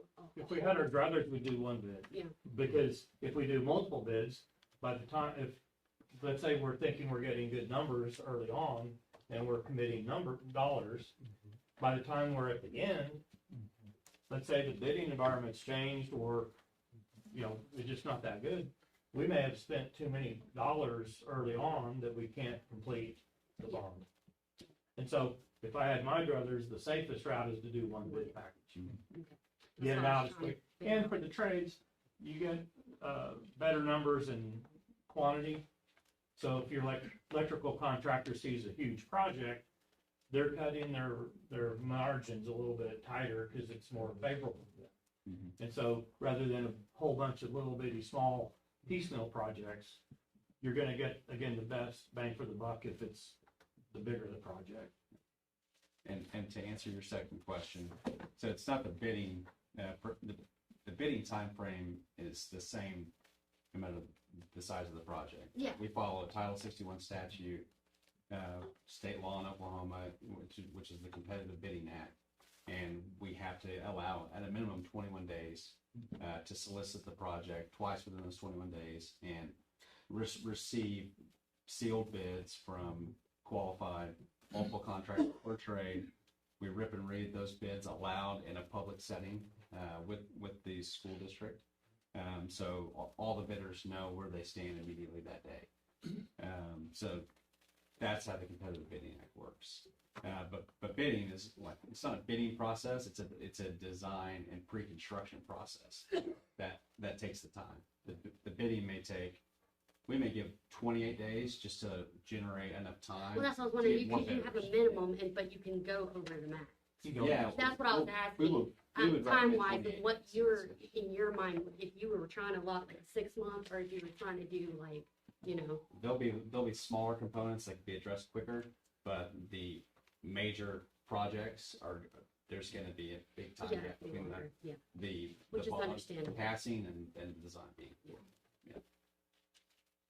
Does that cover the second part? That's good with you. It did for me. I knew. If we talked a long time, we might have done something. I went through my points that from last time. Is there any questions for, we've got the city, we've got the port, we've got architects, construction, we've got bond advisors, we got the people. Here's the time, and now that you have to, I'll be glad to answer any questions from now till 2 weeks, but what do you guys have? Thank you for answering all my questions. So I haven't heard, sorry. 10%, is that what we're looking at now? Is that what I'm understanding? Where the last time I know it was like 13 or 14 or something. Yeah. Some number of people was even saying, it could be a 20% property tax increase. Are we like at 10 now? And we don't think it'll be any more than 10? Yes. Okay. Yeah, and the 13% was just, I was looking at Soffit a little bit more conservative. Now, I'm glad you asked that, because I do want to point out, what does 10% actually equate to? People deal with numbers and math a little differently. So the best way we explain it, if you paid $1,000 in property taxes, your total tax bill, your property taxes are going to go up about $8.47 a month. Right. If you paid $2,000, you're going to go up about $17. The reason I use monthly, a lot of people have their taxes escrowed into their mortgage, so they want to know how much is their payment going to change. Additionally, from a budget perspective, monthly seems to be a little bit easier to wrap your hands around. So 10%, yes, and that was me strictly looking a little bit more, I'm not comfortable with that number, but that's me. That's Jordan Smith saying, I know that's what you told me. I know that's what the number is. I know that they said it's conservative. I was just trying to take a little bit more conservative outlook. But again, after further conversation, hey, that's the real number. And as I understand, that number might be a little bit low still. So we felt like 10% was the more realistic. Let's go with that number. And again, 10%, you paid $1,000 in property taxes. Don't guess how much your home is worth. The assessor may say it's worth more or less. Don't guess how much you paid for it 5 years ago. Get your actual property tax bill. If you paid $1,000 in taxes, your mortgage, your payment is going to go up about $850 a month. If you paid $2,000, it's about double, so $17 a month. Right. I think you can go on the assessor's website at this point. They might have updated it by now with the January. Right. What you're looking for is that actual August, September. Well, Yeah. it says every year what it is, and and they just did a blank slate. Yeah.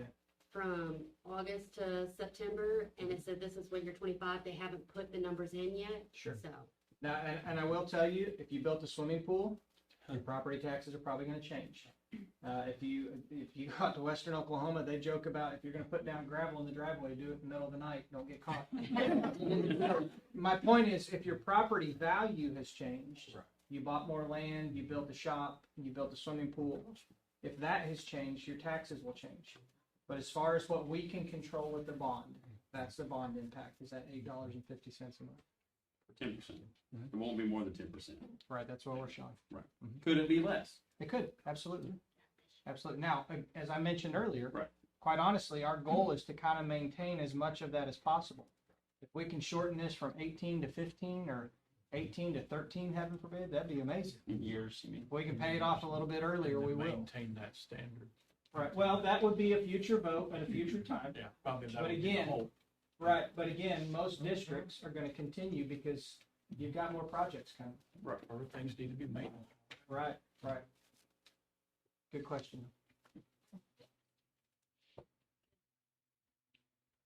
Yes.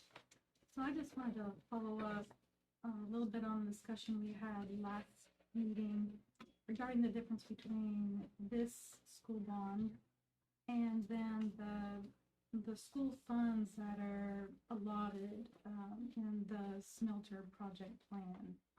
So we had some discussions about paying twice. So I've had an opportunity to kind of get a little more information about the differences. So for the bond request, it would be we go out to a financial institution, get a bond, and then we would pay that back with taxes. But now for the project plan, there was 45 million allotted in that to the schools should that project move forward. So it's my understanding now is that how that would be paid back would be through the TIF districts. It would be the area at the facility, the taxes for that area. The area owned by the Right, developer. right, owned by the developer. And so how that's, I guess, paid back is the taxes that they would be paying back to the local or state tax pool, it actually goes to pay back the bonds that would be taken out for the school. I don't know if I explained that right. Yeah.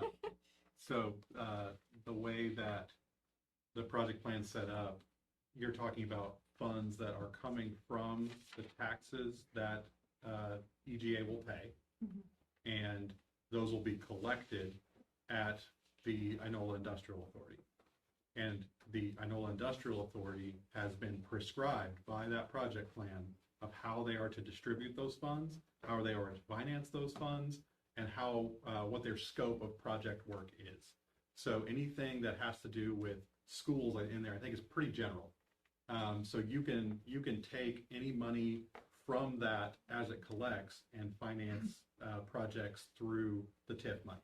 They are totally separate from what you're talking about with this bond. Right. You're talking about taxes you will pay on your property between now and however many years the bond is, and it is separate from the project plan. Right, and I was thinking that they would kind of pay the same, but as you said, Yeah. they're not. So, but if funds are used for the school from that project, then the repayment is more, it's not from taxes, but it's from the fact that those taxes that the facility would have paid back to the community actually goes to pay back the school funds. So it's just really, it's a delay in the taxes that the community would receive. Yeah, from that project. Right. Yeah, but how they're directed in the project plan is prescribed. Right. Yeah. And it was allotted that the school would get 45 million. Plus financing costs. Plus, right, that doesn't include the financing, right. So if that is used for, and I think you mentioned a phase 2, you said you wouldn't be returning that money, you would use it for phase 2. So by doing so, then that tax revenue doesn't come back to the community, it goes back to repay the school funds. So if that's the case, my question, I guess, is what do you see as phase 2? An early child, if this is 2nd through 5th, possibly a pre-K through 1st. And if money was no object, this building that we're in, nothing except maybe this wing over here would we use. If money was no object. Money is an object, but there's things, and then at that point, by that time, there are things that we would have to, I feel like, address over there, because now we're looking at a 40-year-old high school that will be very close to capacity, a 35-year-old elementary, we're talking about 5 to 8 years. Now these things are 40 to, and so I would focus a lot on the stuff over there and either expansion, renovations, or building new, because of and I could spend as much money just because, and I'm tongue in cheek a little bit, but just because this wing over here is the nicest wing that we've got of more than 4 classrooms, and it's almost 20 years. And I feel like at some point, this bond is trying to get us caught up to where we need to be or get closer. At phase 2, I would like to start, because I feel like by that time, growth, that's where Mr. G and I talked about it. This bond right here, and I'm going to stop and say, this is an opinion, okay? This is my opinion. This bond that we're talking about tonight gets us closer to where we need to be. It doesn't get us, it might get us close to where we need to be today. But I'm very leery of when we get there, by that time, it's kind of like technology. When you bring a new computer, it's already outdated. I mean, and so we've got, and it goes back to priorities and things, but I will tell you, there are extracurricular things that need to be addressed here and now, whether it's locker room, whether it's band rooms, whether it's fine arts, whether it's choir, all of those things, in addition to classrooms. If 300 homes go up, I feel like we're at capacity district-wide. So I could get a specific, and I would love to be able to get into the fun stuff of flipping the bleachers and all that. I could still use phase 2 as needs, but it would be needs to finish up here and start on the east side, if that answers your question. And one unique thing about the way that TIF bonding works, this is not a capacity issue with his bonding capacity. That is revenue that is bonded without consideration for the school's bonding capacity, which means he's not coming back to you to ask for that bonding capacity. Right, but, I was just the concern about getting funds from this bond and then from the future smelter project is that the additional money from the project plan, the payback to the community would be delayed. So the community doesn't get the money from the taxes, from the project plan. It has to go back to repayment of the money used for the school. So there's like a large amount from this fund, and there's also a large amount from the potential project coming forward.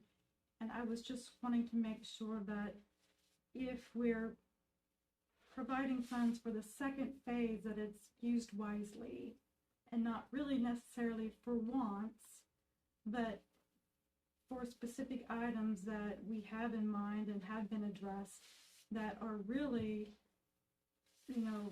what I think are needs. Like, I was at one school meeting and one person, he talked about the children and their level of reading and that there's no opportunity for tutoring and things like that. So I was hoping to hear more about maybe funds that are used more for the students and their education, maybe not necessarily for facilities that might be wants. Okay, so this, and I don't know if this answers it either. I can tell you this. And I know you're not going, I know this isn't where you're going, but I do need to preface this.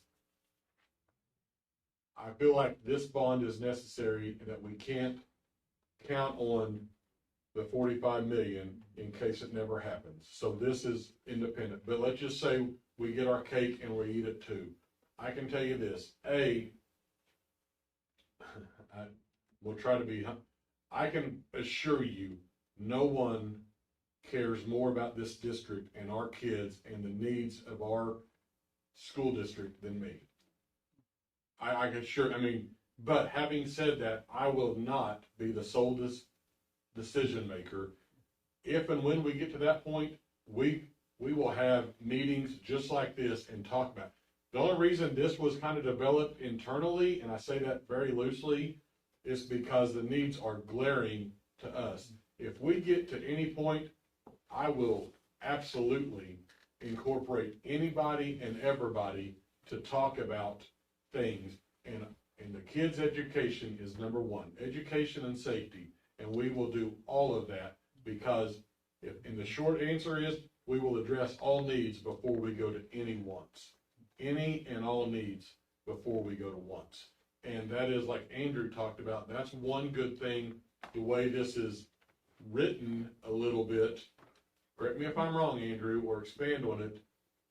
It gives the district more wiggle room on how to spend, because this bond is very, I cannot spend it on salary. I cannot spend it on operation.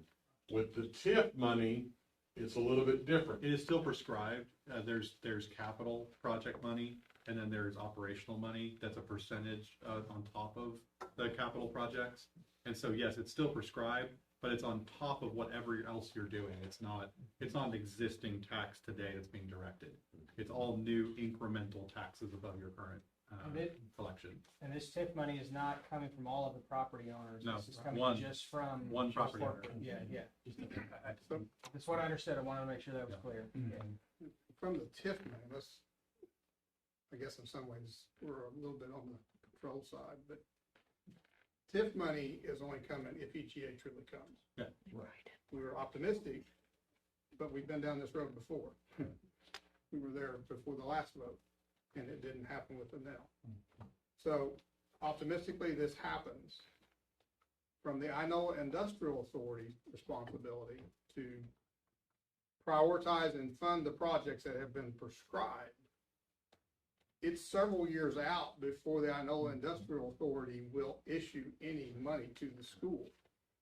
Because part of the Inola Industrial Authority's responsibility is to properly manage the money for the priorities of the project that have to be done to support the infrastructure that the community has. But it's also to try to minimize the length of the TIF. And so the less we pay in interest, the shorter we can make the TIF. And so we will try to self-fund as much as we can between the three funding sources and the timing at which they come in. So the Inola Industrial Authority will probably be several years before we push any money towards the school because of that reason. Like I said, maximizing the long-term picture to return to the community is the goal, but the path there is twisted to get to the end. And that's why it's important that we have this bond, whether that's coming or not, because we gotta get to where we're already in a good state now. My job, I feel like I cannot live in the world of hoping because again, I sat on the other side of this about 24 months ago, and just to be totally transparent, we had just, even before I became superintendent, there were talks of, let's look at a bond, and then the potential of Inola got kind of dropped in our lap. We thought, okay, now we can do this, and kind of put the series bond off on the back burner, thinking that Inola was going to pick that up and build us this. And now, you know, that was 3.5 years ago when that discussion, actually, I guess 4 years ago now, I mean, it was literally in December, 4 years ago, and now I am 4 years later with a building 40 years older, and still no, Inola is no closer than they were 4 years ago. Other places are, and other things are, but anyway, Yeah, and we're in the same position, like we want these projects to move forward, but the world changes over years of trying to get them to move forward. I worked on Sofidel on a different job for 4 years before they announced. And a lot of people don't realize how long these things take. And geopolitical issues was Nell's case. We hope it's not the same with EGA, but we've got to he's being pragmatic about it, and that's the right approach. Well, you can't wait for your rich uncle to die. You gotta, in the meantime, you gotta get a job. I mean, I'm serious. I mean, you gotta announce, you like to talk about Bill Gates, you can't wait for him to die. Then, get a job and get busy. Mr. G, you have anything to add? You have anything to add? I would just say that bonds are necessary for any school's survival, which makes it not only a school issue, but it makes it a community issue. So as a community, I would think that you would want your school, especially in a community like this, I would think you would want the school to be the centerpiece of your community. And that, yes, there are a lot of variables with the tax increase and all of that, but at the same time, the longer that you all wait as a community to vote a bond, the higher the tax rate is going to be. So if you choose to not pass this bond and wait longer, then your taxes are going to be worse than it would be for this increase. Well, last year, in January, it was like almost a 20%. So we're getting a lower tax increase this year, is what I'm saying. Because you're saying the longer you wait, the bigger the tax, but it actually went down from 20 to 10. It did this time. But I'm just saying. So, I'm stating. Yeah, so some of that is we have, no, you're right. You're right. Some of that is we have more information on Sofidel now than what you had in the past, and I didn't work on the one in the past. The one in the past was if Sofidel packed up or blew away that night. Yeah. And I didn't, that's why I kept using the word worst case, because I will use the word knew, they weren't going anywhere. There was talk of expansion back then, and now it's just 10 months closer to them coming on the books. That 20% it wasn't that much change, except that now, because we sat in this same room and people were worried about Sofidel not being here in January of 26. I think that has been off the table now.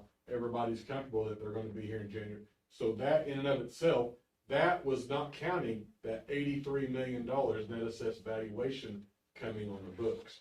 And so I don't want people to think that I was misleading them No, not at 10 all. months ago, Not at or I said, okay, I can't gouge them that much, I better reduce the gouge, because that's what the ask is nothing different than it was 10 months ago, except 10 months, and Soffendale is so much closer. So, and I will say this. Well, I'm saying, but there is, I'm not Right. saying you're wrong, I'm just saying it Right. does happen. But because it's a generational exception that Soffendale's coming on, we've never went from 65 million to 145 million in a year.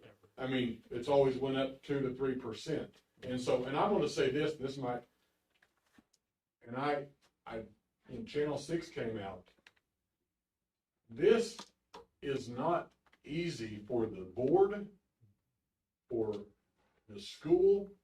It is not an ask that we take lightly or we look down on if it's it is a very, I mean, I say it is a humble, not that it's an easy, but we understand, it's a very respectful, it's an ask that we ask with great respect, because anytime anybody's pocketbook impacted, it's tough.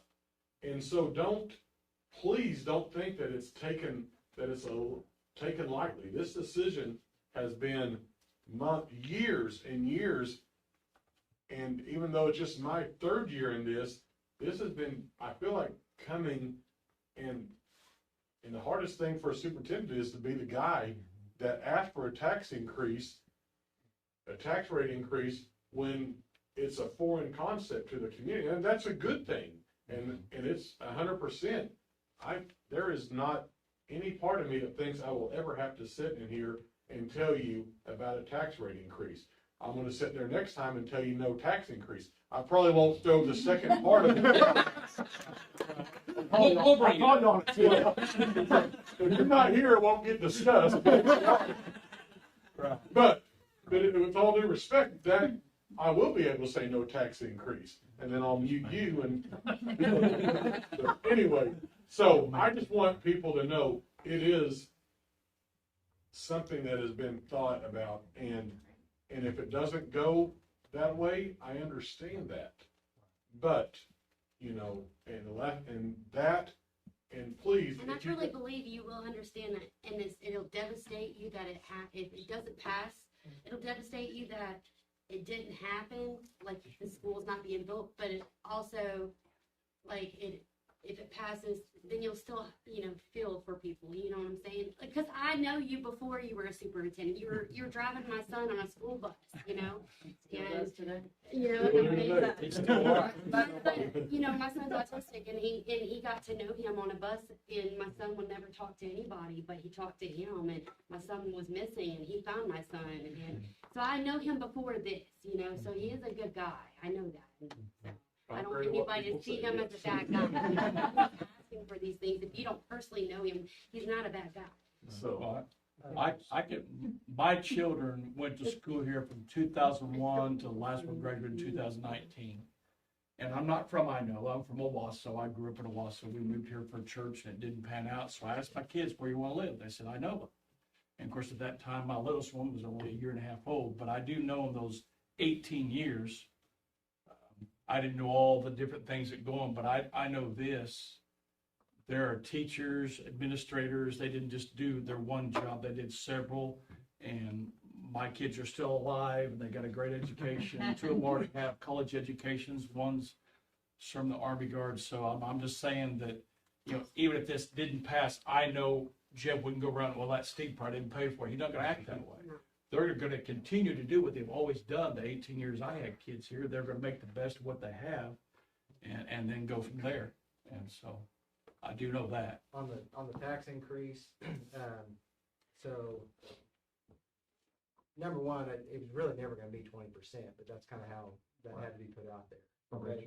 Number two, I don't think everybody's taxes would have went up 20% the next year. So correct me if I'm wrong, but the taxes are only going to go up as the money's drawn out. Is that correct? So it will step the first year. and then we keep it stable from there. So it's gonna go 10 immediately? Yes. So that'll As be. soon as it's signed. And for the duration of the loan. Yeah. Right, right. So And January of 27. Yeah. So when you get your tax bill roughly a year from now, that's when you would see that $8.50 a month. January 27, not. Right. Right. Even though we're voting on it. Okay. Right, Because right. originally Because we were just trying to get started earlier. Right. Now the money is phased in. Yeah. But the reason we don't do that, we don't have to, well, it went up, first it's gonna go up 4%, and then 6%, and then 8%, and then eventually we're gonna be up at 10. We're just trying to keep it clear, and additionally, it's more efficient financially to get as much as you can up front. So if we're gonna go to 10% eventually, let's go to it in year one, get the most amount of money up front, which means less borrowing from that interest side piece. So there's a couple of reasons for that, but it will be in year one, which would be January of 27, when that increase would take place. I just have a question for just curiosity. For I think last meeting we said the PE had a ballistic feature to it, or it would have. I don't know who was. I think that was more of a, if it's a storm shelter, it kind of can double function.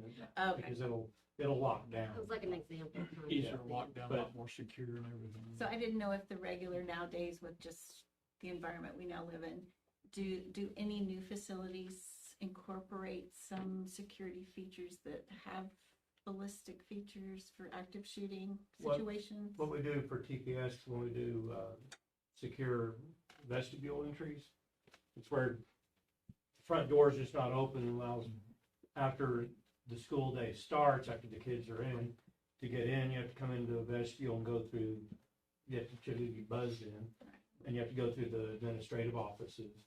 Well, the glass that faces there's this, TPS uses a ballistic, it's not truly bullet resistant. They went with the sheriffs and actually shotguns and tested a bunch of different, and because the truly ballistic ones are thick and too expensive. Yeah, they cost. But they're darn near, they're good enough, I guess, that the sheriff's department and the school officials thought this is a good way. So there are certain areas that we harden for that type of situation. There's special door locks, there's blinds that you can put on the windows so there's things that you can do. The Justice Department put a study out and said they didn't care what a school, the facility will do, the bad guys will find a way. Just, if we raise the bar, they're raising their bar.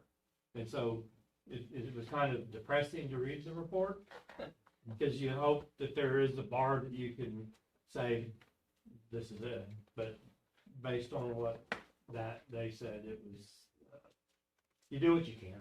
But what most schools do is utilize access control.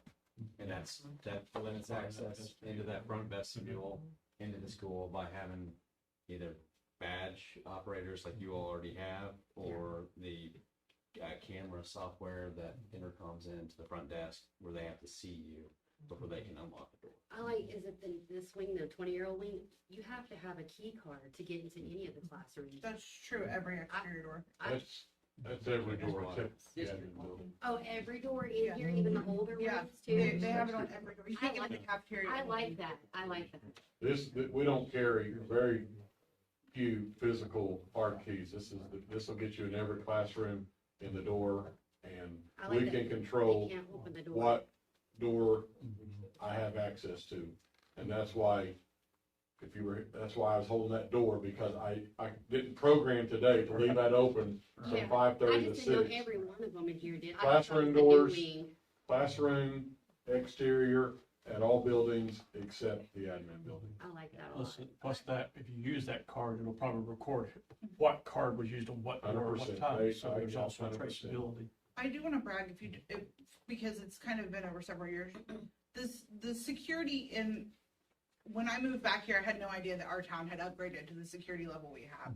They're able to lock every door in every door in this district if they have, like, Jeff can lock any door he needs to for security purposes to protect the kids. And that varies depending on who you are. But They worked with the sheriff's department. They work with regularly for drills so that our sheriffs know how to protect our students in the worst case scenario. They know our hallways. So, I mean, they're going to do everything they can to protect our kids. I know the schools had this key system before most.